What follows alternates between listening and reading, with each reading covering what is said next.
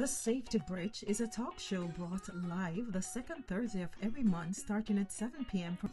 It's about bridging the gap between sports and safety, bringing awareness through conversation in an attempt to change the sporting culture in the way we view sports and safety. The Safety Bridge, a dedicated program brought to you by the Safe Sports Commission of St Vincent and Grenadines Olympic Committee. This is more than just a talk show, it's a movement, a space where conversation sparks change and where awareness becomes action. At the Safety Bridge, our mission is clear: to build a safer, more inclusive, and more supportive environment in sports for everyone. From young athletes and coaches to parents and officials, every episode is a step further in bridging the gap between sports and safety.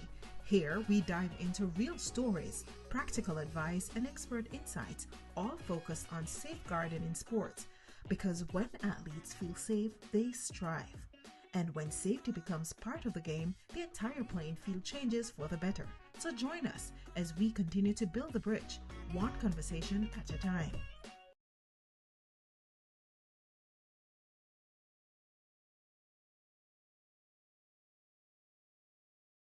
2026 everyone, and welcome to our very first episode of the Safety Bridge, brought to you by our SVG Safe Sports Committee. This series was created to build meaningful connections between knowledge and action, compliance and culture, and safety and sustainability. Through open dialogue and expert insight, the Safety Bridge aims to strengthen how we think about safety, not as an obligation, but as a shared commitment to people and progress. The Safety Bridge is about changing how we think about sports, from winning at all costs to protecting people while building excellence. On our panel tonight, I am your hostess, with the mostess, Nika Anderson Isaacs.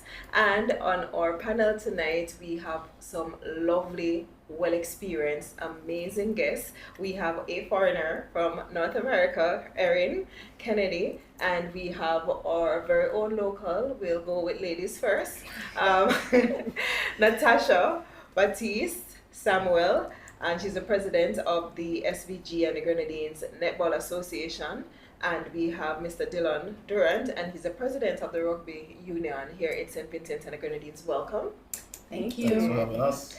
All right, so I'll tell you a little bit about our guests, and then we'll give them an opportunity to say who they are and what safe sports means to them and their organization.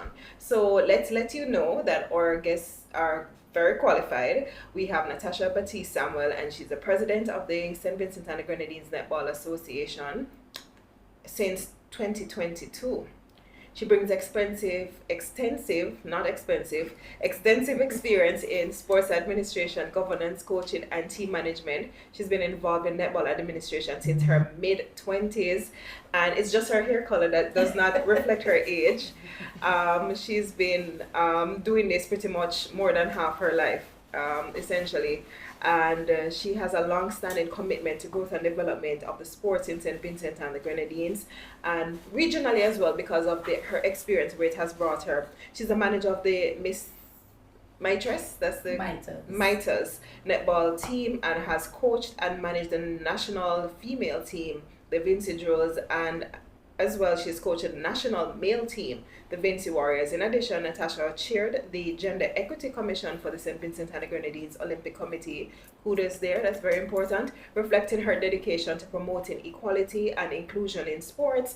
And at the regional level, she's actively supports Caribbean Netball Association in planning and delivering tournaments with a particular focus on safeguarding athletes' welfare, gender equity, and creating safe, supportive environments for all participants. Natasha's work reflects a lifelong dedication to fostering an inclusive, well-governed, athlete-centered sport in St. Vincent and the Grenadines and across the region. Everybody here on online, give her a round of applause. Thank you. Everybody's own is, they're well experienced but not as extensive as hers. Erin Kennedy is the Chief Executive Officer and co-founder of Girls Rugby and the Regional Development Manager for Rugby Americas North. Kennedy brings experience from her time with USA Rugby, Rugby Canada, and the International Olympic Committee. She is a world rugby trainer, wow, holds a master's degree in sports and performance psychology, and authored the children's book, The Value of Rugby. Nice.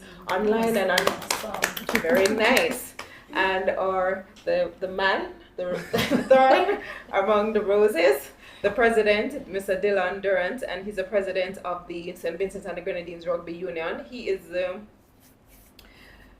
He has a commitment to advocacy for the development of rugby at all levels in St. Vincent. Under his leadership, the union has worked to grow participation, strengthen governance, and align local rugby with regional and international standards. Dylan is deeply invested in creating an environment where athletes, especially young people, can enjoy the sport safely, fairly, and with dignity. He understands the future of rugby depends not only on performance, but on players' welfare, proper safeguarding, concussion awareness, and the responsible leadership. His works reflect a modern approach to sports administration that values safety, accountability, and long-term development alongside competitiveness and success. And so we have to give the lone man here a round of applause.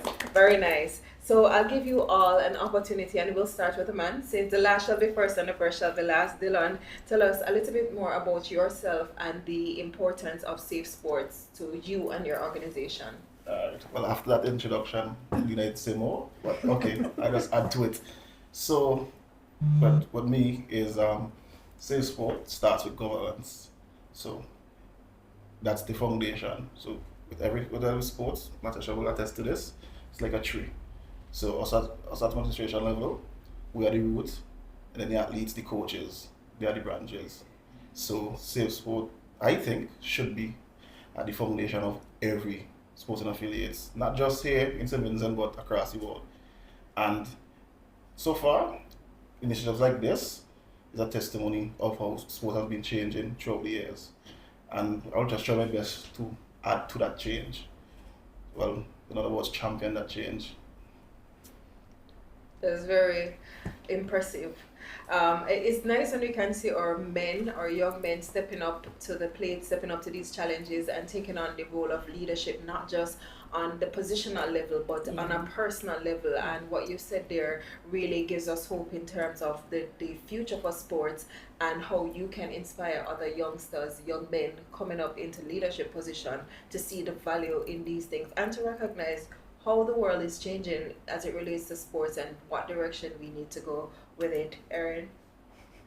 Sure. So I think it'll help to explain a little bit about my organization. So Rugby Americas North, I do development work within our region, which is the North American region, specifically for rugby.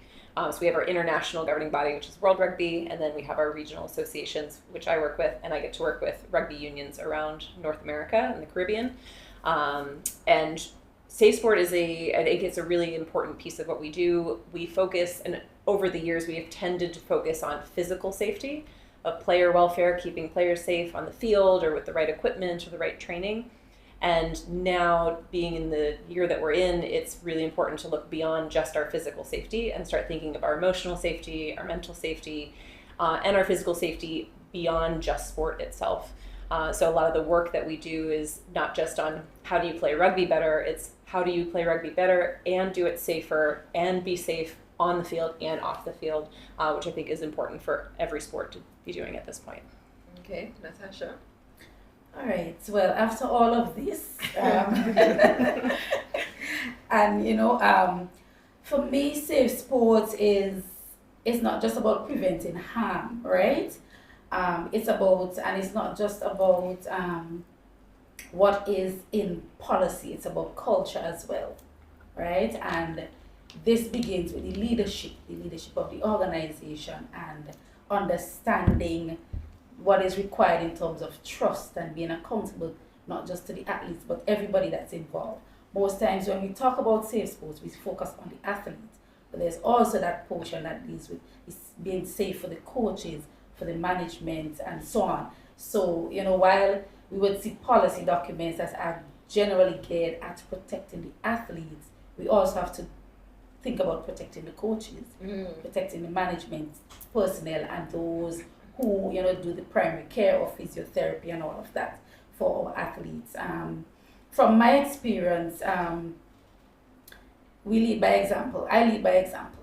So what I try to do as best as I can is to create a safe environment for our athletes, firstly, where they feel safe and so that they can come if there's an issue, they can be confident that they can discuss this issue, they can bring it to the forefront, and then we can tackle it head on. Because if we have all the policies, but we don't create that environment where the athletes feel safe to say what is happening, then we have already lost the cause that we are fighting for. So first, we create a safe space to ensure that our athletes are able to speak up, speak out. And that's the environment that we are trying to create within our netball fraternity, in terms of starting with our national players and even with our young grassroots players. So when they come, there's that space where they can talk, they can laugh, they can just have fun and know that it is comfortable for them. So that is where we are looking at creating that safe environment and ensuring that our culture adjusts to what is required internationally, because we come from different cultures. So when a policy is implemented at the international level, it don't always fit into the culture of our society, right? So it's balancing what is there internationally with what is our culture. Okay, so if you just joined in the live, essentially we're talking about safe sport and the importance of that.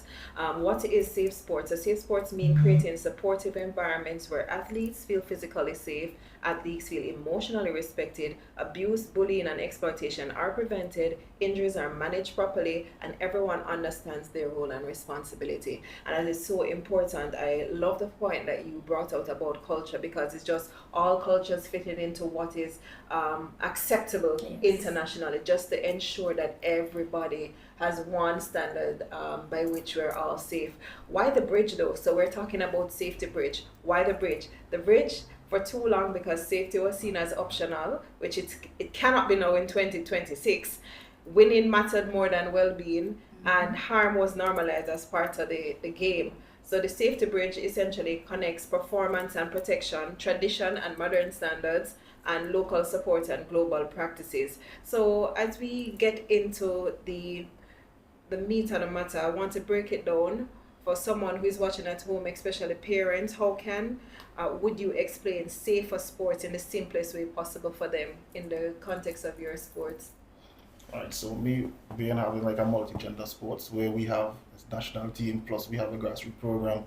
So in the context of safe sport, for us would be creating an environment where all are welcome and there's no discrimination against age, gender, size, or even sexuality, per se. So that's what safe sport means to us. And as you said before, it's not about competition or competing. So it's creating a safe environment where all feel welcome and be able to express themselves. Okay. Yeah.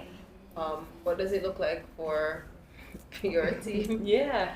So I look at it in two different ways. I think by definition, we say that safeguarding and safe sport is the prevention and response, which I think is really important to determine between the two. It's the prevention of it and the response to abuse and harm that comes to, and I think to your point, Natasha, everybody. It's not just athletes. It's everybody within sport. And then the other way I like to really look at it is when we look at sport, no matter what sport you're in, you have safeguarding within your sport. So things that are happening within individuals in the sport. There's also then the responsibility we have of safeguarding outside of sport. Is there something going on at home for somebody that's in our sport, and how can we respond to that? And then a third arm of that I really like to highlight is that safety within self, which is on the mental health side of things, and making sure that that our constituents are staying safe. So I think really focusing on there's things that we can do to prevent this from happening, as well as respond to it when it does happen. And then we have to look at it in those three categories of in our sport, outside of our sport, and then also within ourselves. And as a parent myself, maybe most of us are, if my child is involved in a sport, I would want to know that even when they go to practice, they're safe, and that there's someone who is accountable to ensuring that, to some level they get back home safely. And just the general best interest. Exactly, because society has changed drastically. And the things that we took for granted before, we can't anymore. So the safety of the athlete. So as a parent sending my child to play netball, I need to know that there's responsible persons there And when the training is finished, it's not just, okay, they came to training and that's it. I don't need to know what is happening after. But staying in contact and communication with the parents. Okay, training has finished, following up to ensure is your daughter or son at home as yet, and if not, then we try to see how we can work towards ensuring that in a timely manner they are home. Implementing best practices. Exactly. So again, to what Erin is saying, prevention and also the follow through if things are not things happen, what we do. Right. Yeah. So I'm gonna make the conversation a little bit maybe tricky or uncomfortable. No, because back in the day, how we respond in sport has changed significantly, and there are things we took for granted. Like sometimes you would maybe smack somebody on the butt, or you just hug up and kiss the person, or even an athlete being excited about a win, jump up, hug the coach, kiss, wrap your legs around the coach. Those things. There's been a culture shift, and we also have persons now who identify differently across the world. And so why is it so hard sometimes for sporting cultures to accept safety as a priority? And how do we manage genuine reaction in a safe, healthy way? Well, you keep it public first. Keep the interaction public, the excitement public. Right. But then again, too, even keeping it public, it could be misinterpreted as well because of the boundaries and the guidelines that have been set. So again, culture. So in our culture, we are accustomed to hugging. We're accustomed to celebrating in that type of way. When the framework is set in terms of what is acceptable, what is not acceptable, even in the policy implementations, we have to consider as well, this is what the culture is, but not to neglect that even with the culture there can be breaches. Right? There can be breaches in the culture because somebody may go beyond because it's a cultural thing. I could hug, and we take advantage of that. So even with all of that, we have to be cautious. And when we appoint safeguarding officers, they have to understand what the boundaries are. And how do you institute this in the different organizations that you? Well, it's about education, right? Yeah, education, that is key. Yeah. Because some coaches might think that implementing the safeguarding guidelines It's pushing them out. is encroaching on their right to celebrate with their athletes and so on, not understanding that we are protecting them as well. Right? We're protecting them because in your celebration you may touch a part that you shouldn't touch by accident and it becomes an issue. And then it might not even be you touching somewhere that's inappropriate. It might just be the person that's comfortable. So what we're trying to do now with in the safe sport realm is giving athletes a voice so they're allowed to speak up, to say, well, I'm not comfortable with this. Yeah. And that's fine. That's fine. So that's why I was asked for permission. And you need to know your audience, know who are around you. So you know, okay, Jack doesn't like this, Susie's okay with this, Fred like this, Suzette not so cool with it. So we know as administrators have a responsibility to educate those who are under us to make sure that at any given time they know the do's and the don'ts, and make sure athletes know that if something is happening and they're not comfortable with it, they are allowed to speak up. Because it's said that ignorance of the law. So some of us might be doing something that we are not sure. Well, to us it's fine, but someone ever spoke to us and said, okay, I'm not feeling. For example, me and your buddy, we played doubles tennis. And we celebrate, and I might hug you, squeeze, and then you might just think, okay, it's my partner, so I'll let it slide. But we could have a conversation, a dialogue, say, well, Dylan, I'm not comfortable with how you celebrate with me, XYZ, and then we could move on from there. We are all adults, and we're not all adults. But remember, some of the I would say, well, no. So have, we know what administrators are, the youths of the future. We are not just cultivating their athletic abilities. I believe we cultivate their mind as well. Yes. So we don't want supposed to treat them as adults, but we are actually while growing them, building them their mental resilience and stuff like that. So preparing them for the world outside of sport as well. So that's why I would treat my athletes with a level of respect. I wouldn't see them as like just toddlers, etc. I would speak to them plainly, let them know that's just the case. That is bad. There's a no-no. This is fine. This is how we go about doing this. If there's a problem, come to me or the list of other persons, present it to them. From our online audience, a question for Erin. In your experience and having a background in sports psychology, how can unsafe environments affect athletes? Oh my gosh. I think so. I mean, listen, unsafe environments are going to, they can affect athletes in so many different ways, mentally, emotionally, physically. And I think what we're kind of getting to here is the education needs to come, but the education is 360. And we have to be educating not just the athletes to speak up, but the coaches on how to create the right environment, the referees on how to manage things. But there's truly, I mean, sport is incredibly powerful for athletes to give them so many amazing things on how to problem solve and how to work with teams and how to be a leader.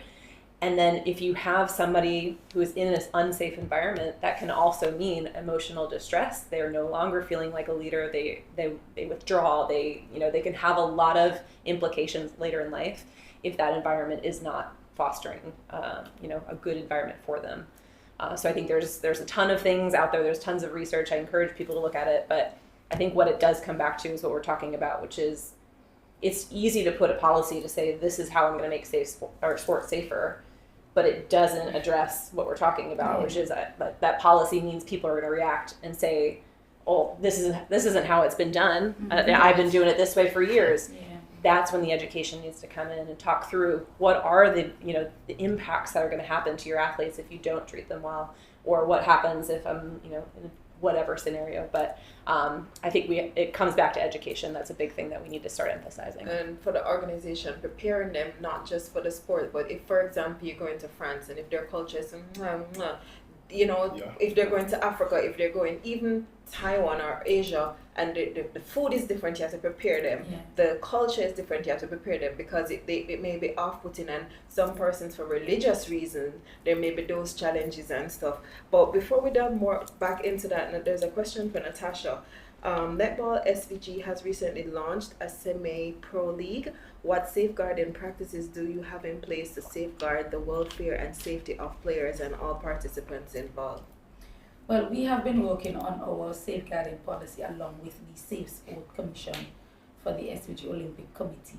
And we had the first edition of our semi-pro, and there's a committee that is going to be set up to review, and then we would implement various aspects of safe sport as it relates to that. So it's a work in progress. It's a work in progress because I don't believe that most of the associations in St Vincent would have launched a safeguarding policy as yet. So it's a work in progress within our context of safe sport because it requires education, which is key, and getting the relevant stakeholders to understand that things have changed. So while we would have executed our semi-pro league, there are things that we know that we have to improve on when we assess what went on, how it was executed, and we improve as we go forward. And just before we go over to the next point, just for Natasha and Dylan, from the cultural standpoint, do you think we in the Caribbean or this region is as prepared as like North America and stuff for the changes that comes in terms of safeguarding? I would say yes. No. I would say more no than yes. Why? Right, because our mindset is we find it difficult to accept change. Right, that's the reality.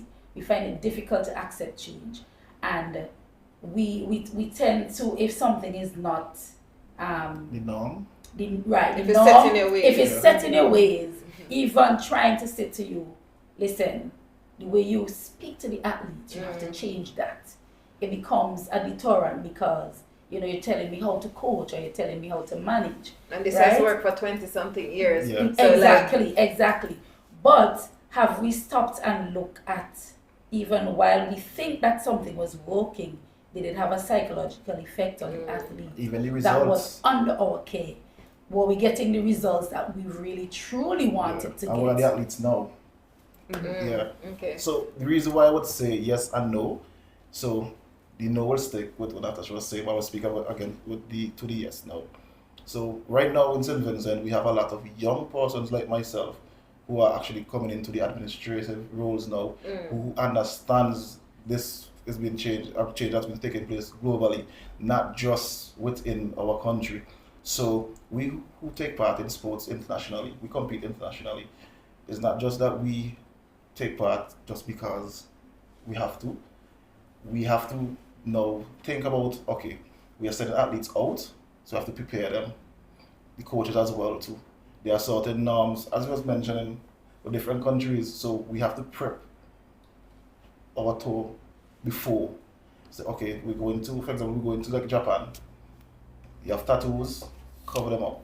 They symbolize, some tattoos may symbolize gang stuff and so on. So we know, as well, young administrators now are, well, also leading the forefront with change. And that's it, we are pushing out the older heads, but it's up to us now to have a dialogue with them so that they would understand it's a much needed change. To bridge the And gap. safety, to Yeah, bridge to the bridge gap. the gap. Yes. And safety can look different in different places. Exactly. Because safety can just mean if you just pull out to the side of the road and pee, in some countries you could be arrested. Yeah. And another thing too that we have been looking past with regards to safeguarding and holding sports. So to me, another aspect of safeguarding is creating pathways. Okay. So we have our grassroots programs straight to our senior programs, but what happens after the fact? So it's creating pathways now for our senior athletes now to move into the official roles, the roles of coaches, and even administrative roles. All that is part of safe sport to me. Okay.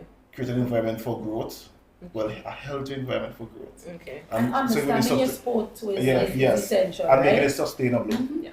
Okay. And I will say, as a regional body, we have over 20 members around the Caribbean, and then we have U.S., Canada, and Mexico. But for SVG to put in place not just a policy, but also make those changes, we are seeing that sport is becoming safer here. Rugby is becoming safer, and we're seeing SVG rise above some of our other member unions who aren't putting that work in.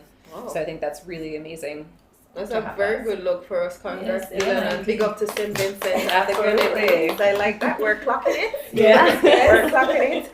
So let's look about psychological safety now. We specialize in sports psychology. What is emotional and mental safety, or why is emotional and mental safety just as important as physical safety? Wow, asking the big questions. So, I mean, I think as we think about sport is you're not just, if you think of it in just the physical, emotional, mental space, it's not just your body that's participating. True. Right? So it's not just your body out there doing the work. It is emotionally taxing when you're day in, day out training and you're interacting with other individuals. Like you have a relationship. This is a team, it's a family. So just as you would have those emotional and mental taxing issues that come up in your normal life and relationships, you're going to have that in sport.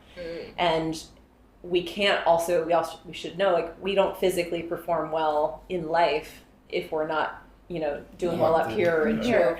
So I think it's, we have to look at this as the whole person. And we know that we're not going to perform well physically on the field if we're not right everywhere else. And how do we create that environment for optimal performance? Well, optimal performance means optimal physically, emotionally, and mentally. And I think it's just been, when we go back to, especially being a parent, that whole trust piece, we trust other individuals with our children who are spending countless hours with other people. So again, creating that emotional and mental space that's really safe, that we can trust. I'm going to send my child here and they're going to have a good experience. I need to be able to trust in that. So I think it's really important we start thinking of the whole athlete And even person. if they don't have a good experience, how is the bad experience managed in a way that does not create further impact? What are the long-term effects on children when safety is ignored in sports? I mean, you can speak to it from a psychological perspective, but from years of experience too, and Dylan, from your own experience in the sports, I guess you could speak to that. Well, firstly, you will see a drop in performance, Okay. right? And the withdrawal from being as social as they used to.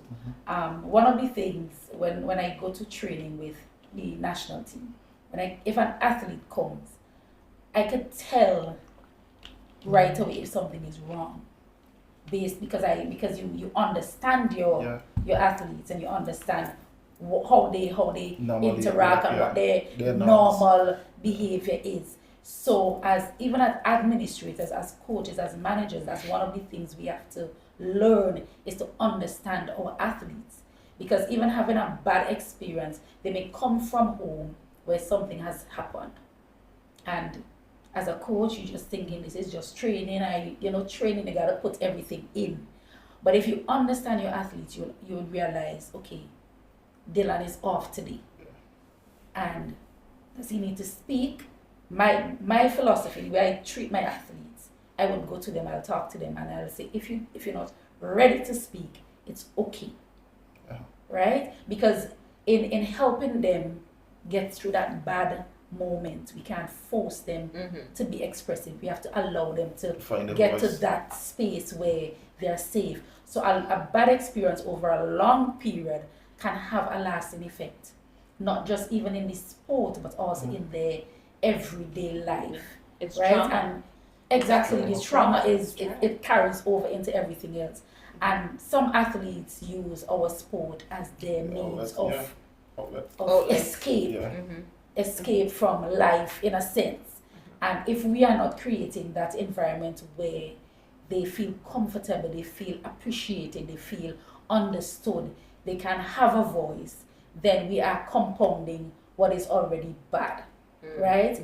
A lot of our associations don't have a sports psychologist attached. Even to our national teams, they travel, and we don't have a sports psychologist attached to the team. So a lot of the times, the coaches and the managers have to act in that role without being trained, right? So that is even something that, as an Olympic committee, that the SVG Olympic Committee can look at to help enhance, that part of the sports that are, when they're traveling, to have that sports psychologist attached. Not just to say, not just traveling, Well, I mean,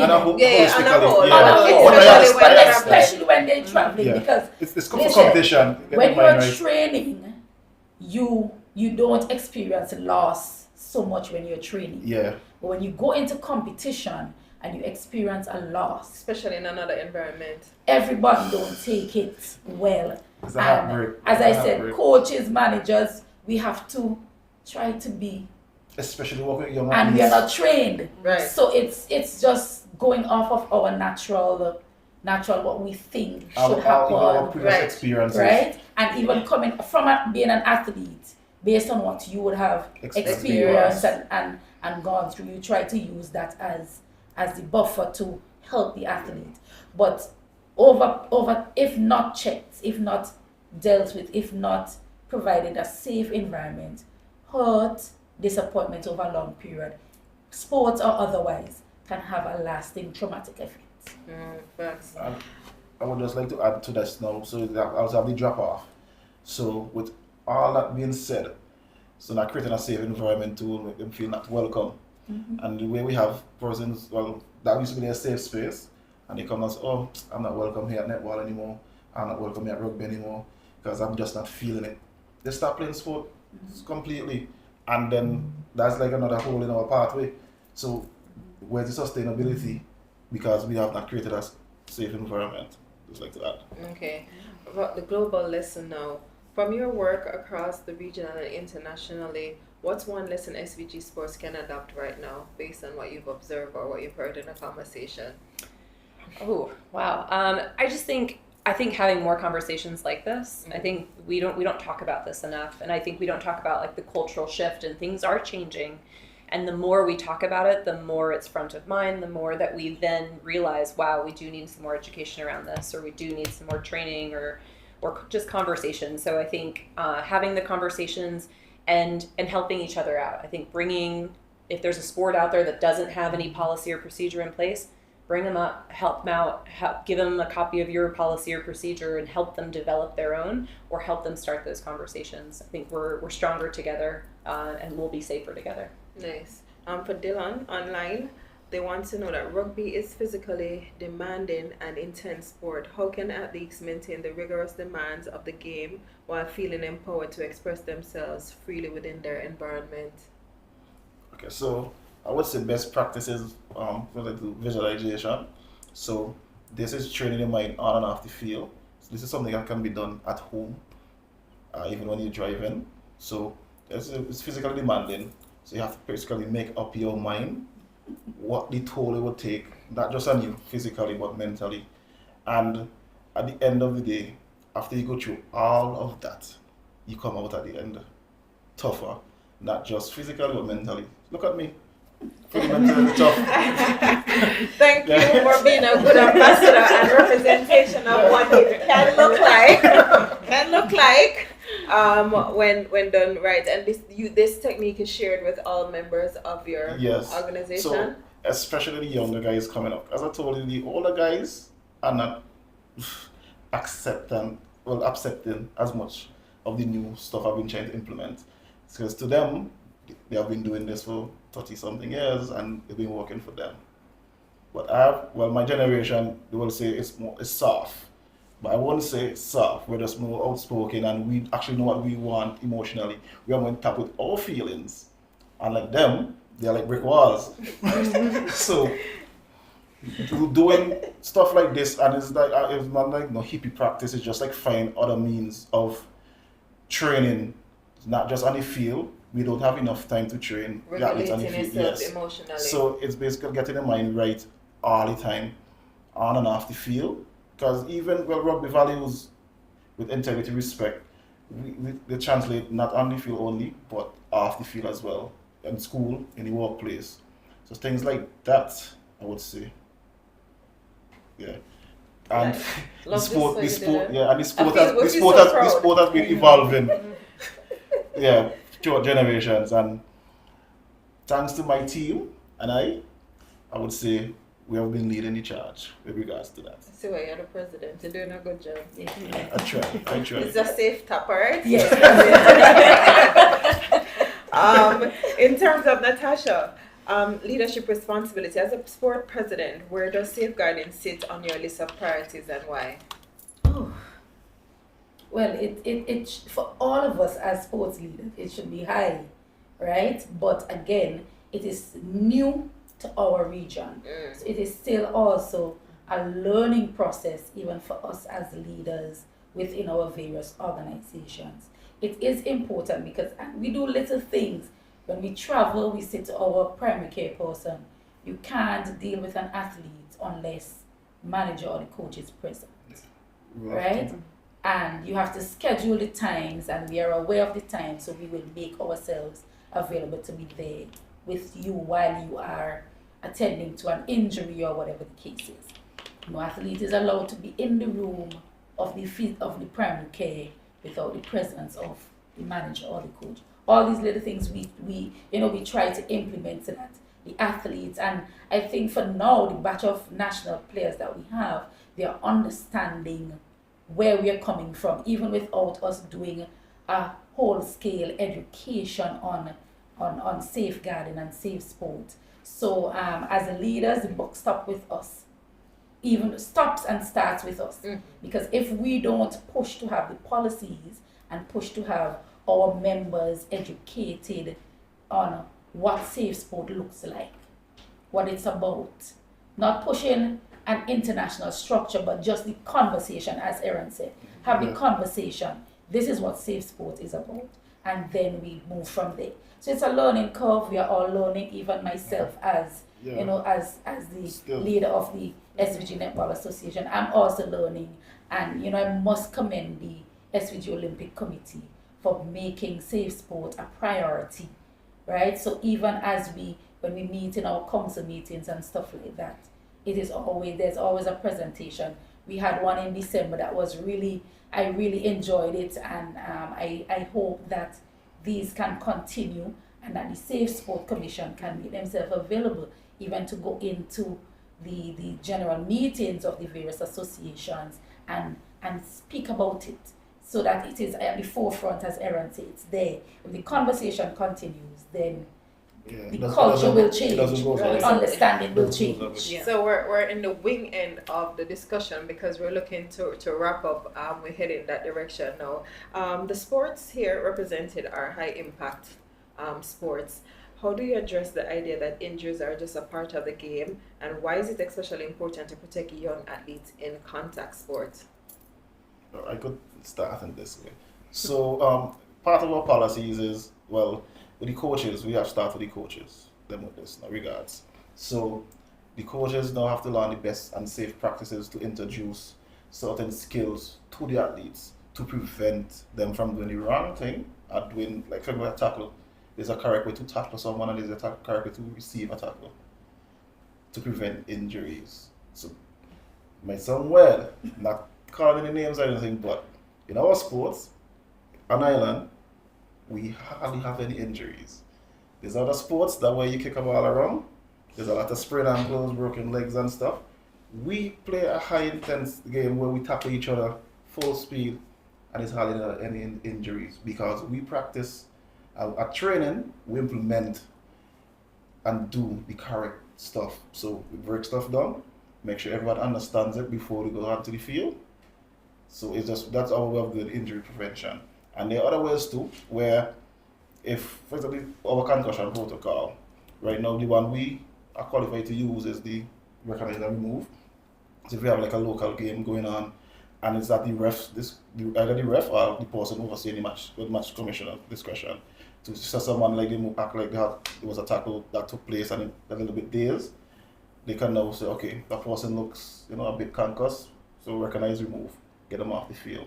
Because as I said, we want to keep our athletes healthy, physically and mentally, and make the sport to be as sustainable as possible by keeping everyone safe and have a longevity as possible.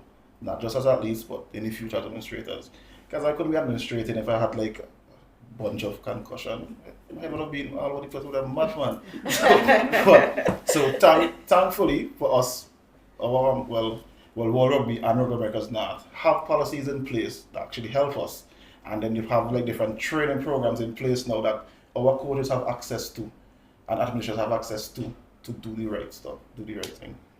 And I think added on to that is our athletes have education as well. And we put a lot of emphasis on our coaches to make sure they're doing the right best practices and our referees to manage that, but also the athletes to be students of the game. And I think any sport you play, it doesn't matter if it's this or something that's non-contact, there's always a risk. There's always a risk of injury. So you accept that risk, but then you also accept the responsibility to educate yourself. Yeah. Make sure you're in the gym and you're training and you're preparing, you're eating the right stuff, you're doing the right things. I think everybody has a responsibility within that. Okay. Well, netball is supposed to be a non-contact sport. Oh, really? Yeah. Not from what I've seen. But the sport has changed so much because, they talk about TV rights and, making it more appealing on television. So, but World Netball has, as Dylan talked about the concussion aspect, there's a concussion policy as well, similar to what Dylan spoke about, and we try our best to implement it locally. Again, education.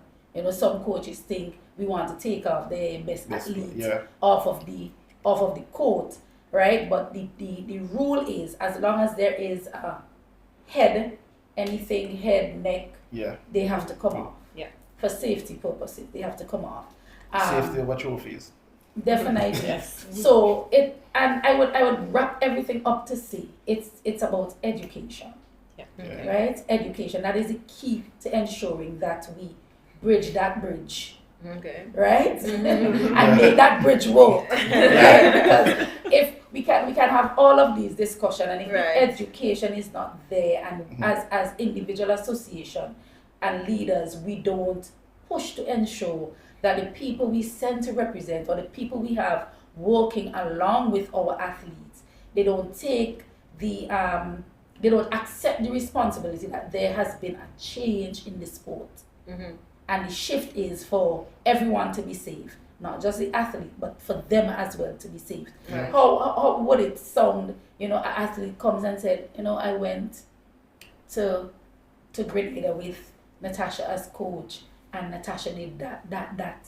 The intention was not that, Right. but that's how it was received, perceived, right? So the education now comes in knowing, okay, I should not be alone with an athlete. Right. As a management personnel, I should always have another adult with me when we have these one-on-ones. So from an association level, as I said before, it's a work in progress because we are all learning this. It's all new to us. Our international bodies have policies that are free and available if persons just want to have information. There's documentation there that is specific to netball that we share with all our affiliates.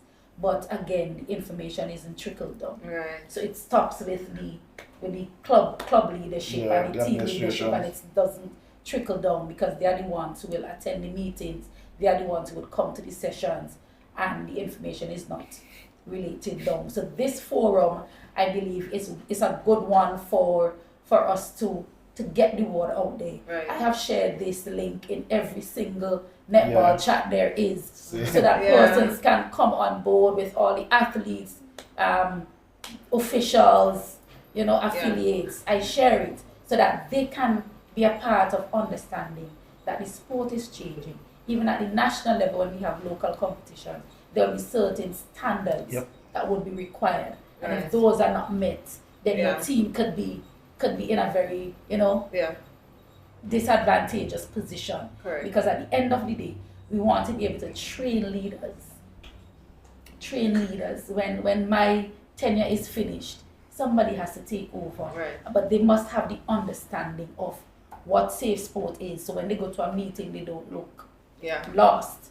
How the tide is changing, how things are adjusting, and understanding that in sport there is a change. Yeah. And we have to accept that there's a change, and we get ourselves in line and educated about what the change is and what it looks like. So just to add to this is why this program, I feel like being a part of the first episode, it's a milestone, Yes. It's an achievement.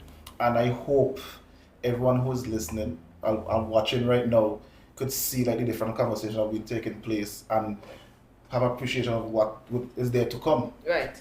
Yeah. Because it's not just gonna be us as administrators to be here in these seats, with refs, different coaches, a range athletes, of sporting doctors. officials. Yeah. So it's getting to know what safe sport means to them from their point of view, in the role that they play. And bridging the gap And with the bridging different. the gap, Right. everyone. So the final thing as we wrap up, if there's one change you'd hope to see in St Vincent and the Grenadines sports as a result of this conversation, the safety bridge, what would it be? Quick and fast. Okay, so I'm gonna steal this from Natasha. So having a sports psychologist, not just attached, I wouldn't even say attached to the national the teams, but having access to one Right. who could come and just have a session. Training, as I said before, training does not have to be doing physical work, Right. Training could just be coming in a conference room, sitting and learning about yourself, your brain, Taking care of your mental faculties. giving you tips about how you could, Cope and manage. cope. Wins and losses. Tell you, my first time losing wasn't a good one. Yeah, heartbroken. Yeah. I would just say, being that I'm not local here in SVG, I hope that for all of you is that everyone that's watching, everyone that's involved in sport feels empowered to put safety first. And if you're in a moment where you're like, something feels off, be empowered to say, hey, this isn't right, or hey, I want to do something about this. And if we all contribute to that and we all commit to that, then sport is going to get a lot safer here in SVG. Okay, Natasha. And to wrap it all up, right? The one thing I would like to see actual working sports policy, Right. right? One that includes safe sport, not just the basic things, but one that is in depth where there are rules and regulations and penalties for breach of Yeah. safety of our athletes Right. as well. You want consequences? Yes, consequences for actions. Okay. Right? So a policy that is inclusive of that, a sport policy that is inclusive of that as well. All right, thank you so much. Well, guys, Safe Sport is not about talking about passions or competitiveness. It's about protecting the people who give the sport its meaning. It's the safety bridge. It's about ensuring that our sports grow or care for our athletes, grow with it. And the conversation will continue because it's so wide and vast and multifaceted. And we just only had an hour to have this conversation with you, to bring you on board, to help you understand the importance of safety and bridging that gap.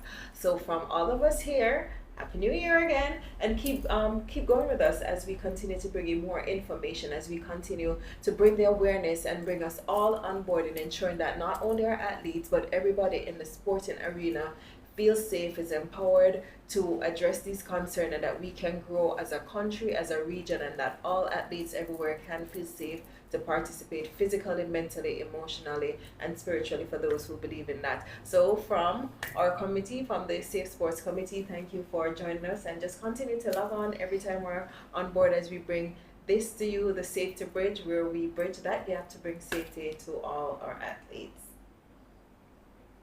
Bye. The Safety Bridge is a talk show brought live the second Thursday of every month starting at 7 p.m. It's about bridging the gap between sports and safety, bringing awareness through conversation in an attempt to change the sporting culture and the way we view sports and safety. The Safety Bridge, a dedicated program brought to you by the Safe Sports Commission of St Vincent and Grenadines Olympic Committee. This is more than just a talk show, it's a movement, a space where conversation sparks change and where awareness becomes action. At the Safety Bridge, our mission is clear: to build a safer, more inclusive, and more supportive environment in sports for everyone. From young athletes and coaches to parents and officials, every episode is a step further in bridging the gap between sports and safety. Here, we dive into real stories, practical advice, and expert insights, all focused on safeguarding in sports. Because when athletes feel safe, they strive. And when safety becomes part of the game, the entire playing field changes for the better. So join us as we continue to build the bridge, one conversation at a time.